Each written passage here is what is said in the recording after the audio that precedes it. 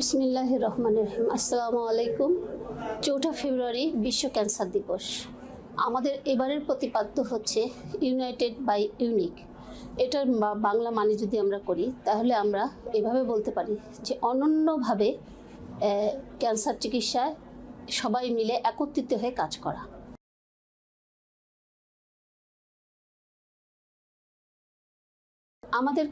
আমাদের যেটা সবচেয়ে মোটো থাকবে যে আমরা জানি 3 ভাগের 1 ভাগ ক্যান্সার কিন্তু প্রিভেন্টেবল, মানে আমরা এটাকে প্রতিরোধ করতে পারি। আর 3 ভাগের 1 ভাগ হতে ক্যান্সার হচ্ছে আর্লি ডিটেকশন করা যায়, যেটা যদি খুব সহজে ধরা যায়, খুব আর্লিতে ধরা যায়, তাহলে এই ক্যান্সার সম্পূর্ণভাবে সারিয়ে তোলা সম্ভব। আর 3 ভাগের 1 ভাগ ক্যান্সার আছে যেটা পেলিয়েশন বা প্রতিরোধ প্রশমন করা যায়। তো আমরা প্রথমেই আসি 3 ভাগের 1 ভাগ ক্যান্সার নিয়ে, যেটা আমরা প্রতিরোধ করতে পারি। তাহলে আমরা কিভাবে ক্যান্সারকে প্রতিরোধ করব? ক্যান্সার প্রতিরোধ করা আমরা যদি প্রথমেই দেখি যে আমাদেরকে কিছু অভ্যাস মেনটেন করতে হবে।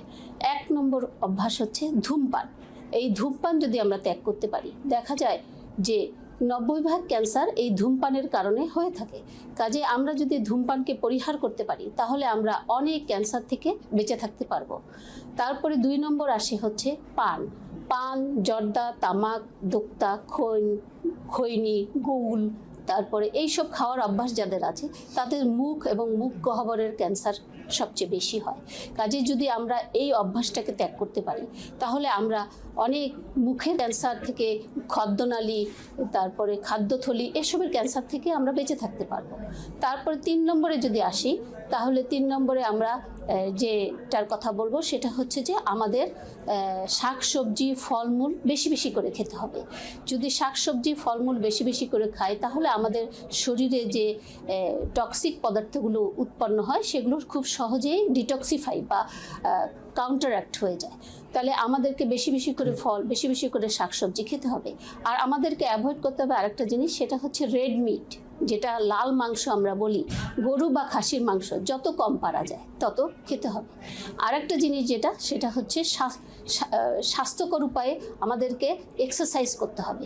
প্রতিদিন অ্যাটলিস্ট আধা ঘন্টা থেকে 45 মিনিট আমাদেরকে হাঁটতে হবে। যদি আমরা প্রতিদিন এক্সারসাইজ করি তাহলে আমরা সুস্থভাবে বেঁচে থাকতে পারবো। তাহলে আমরা এই কয়েকটা জিনিস যদি আমরা মেনে চলি তাহলে আমাদের ক্যান্সার থেকে আমরা প্রায় 3 ভাগের 1 ভাগ ক্যান্সার থেকে আমরা বেঁচে থাকতে পারবো। এরপরে আসি আর যে 3 ভাগের 1 ভাগ ক্যান্সার যেটা আর্লি ডিটেকশন করা যায়, সেটা কিভাবে করা সম্ভব? আমাদের কিছু কিছু ওয়ার্নিং সাইন আছে, যেটা আমরা বলি যে কিছু হচ্ছে যে সমস্যাগুলো হলে আমরা অতি সত্বর ডাক্তারের কাছে যাব। সেই সমস্যাগুলো কি? আমাদের যদি মলমূত্র ত্যাগের অভ্যাস হঠাৎ করে চেঞ্জ হয়ে যায়, হঠাৎ করে পরিবর্তন হয়, তাহলে আমাদেরকে সেটা ডাক্তারের শরণাপন্ন হতে হবে। আবার শরীরে যদি কোথাও কোনো তিল বা আঁচিল বা কোনো একটা পিণ্ড তৈরি হয় এবং সেটা যদি কালার চেঞ্জ হয় বা সেটা যদি বড় হতে থাকে, তাহলে অবশ্যই আমাদেরকে ডাক্তারের কাছে শরণাপন্ন হতে হবে, ডাক্তারের কাছে যেতে হবে।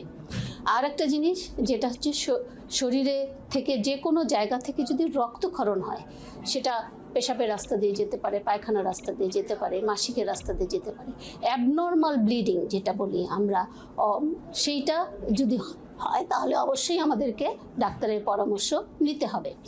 আর একটা জিনিস, যেটা কোনো একটা ক্ষত আছে শরীরে যেটা সহজে সারছে না, তাহলেও আমাদেরকে ডাক্তারের পরামর্শ নিতে হবে।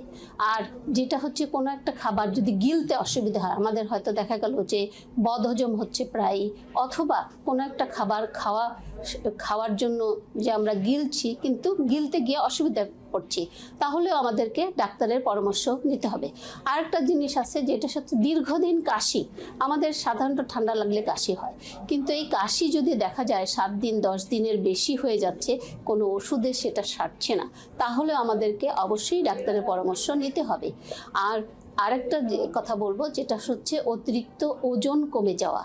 হঠাৎ করে দেখা গেল কোনো কারণ ছাড়াই ওজন কমে যাচ্ছে, তাহলে আমাদেরকে ডাক্তারের পরামর্শ নিতে হবে।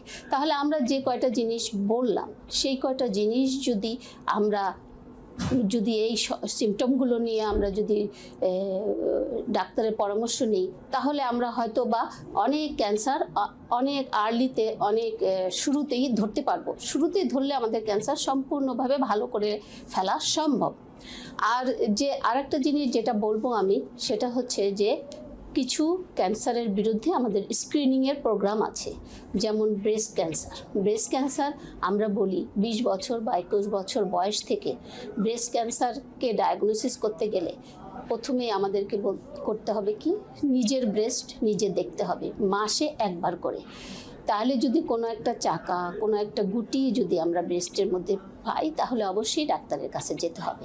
আর 40 বছর বয়স যখন মহিলাদের হবে, তখন মহিলাদের প্রতি বছর একবার করে মেমোগ্রাফি করতে হবে। এইটা যদি করি, তাহলে আমরা সমস্ত মহিলাদেরকে যদি এই স্ক্রিনিংয়ের আওতায় আনতে পারি, তাহলে আমরা অনেক ব্রেস্ট ক্যান্সার খুব আর্লিতেই ধরে ফেলতে পারবো এবং চিকিৎসা করে এটা সম্পূর্ণ ভালো করে সম্ভব। আর আরেকটা স্ক্রিনিংয়ের কথা বলবো, সেটা হচ্ছে প্যাপ টেস্ট, যেটা এখন গ্রামে গঞ্জে অনেক জায়গায় এই প্যাপ টেস্টটা হয়ে থাকে। এই প্যাপ টেস্টটা কি? এটা হচ্ছে সার্ভাইকাল ক্যান্সার বা জরায়ু মুখের ক্যান্সারকে ধরার জন্য সবচেয়ে সহজ একটা উপায়। এই প্যাপ টেস্ট যদি আমরা 25 বছর বয়স থেকে 3 বছর পর পর করি, তাহলে এই প্যাপ টেস্ট করলে আমরা সার্ভাইকাল ক্যান্সারকে খুবই আর্লি ধরতে পারবো এবং একটু খুব ইজিলি চিকিৎসা করে সম্পূর্ণভাবে ভালো করে পাওয়া সম্ভব, 100% ভালো করা সম্ভব সার্ভাইকাল ক্যান্সারকে। আর একটা স্ক্রিনিংয়ের কথা বলবো, সেটা হচ্ছে কোলন বা রেকটাল ক্যান্সার। যে ক্যান্সারটাকে 50 বছর বয়স হলেই আমাদেরকে 10 বছর অন্তর অন্তর কোলোনোস্কোপি করতে হয়। এই কোলোনোস্কোপি যদি আমরা করি, তাহলেও আমরা কোলন ক্যান্সারকে খুব আর্লিতে ধরতে পারবো। আর যাদের পরিবারে কোলন ক্যান্সার আছে, তাদেরকে কিন্তু একটু আগে থেকেই শুরু করতে হবে। অ্যাটলিস্ট 25 থেকে 30 বছরের মধ্যে 2 থেকে 3 বছর পর পর কোলোনোস্কোপি করতে হবে। তাহলে আমরা যে এ পর্যন্ত যে জিনিসগুলো বললাম, এইগুলো যদি আমরা খুব সহজেই করতে পারি, তাহলে আমরা আমাদের ক্যান্সারের বিরুদ্ধে জয় করতে পারবো। আসুন আমরা সবাই মিলে ক্যান্সারের বিরুদ্ধে যুদ্ধ করি এবং এই যুদ্ধে আমরা জয়ী হই। ধন্যবাদ।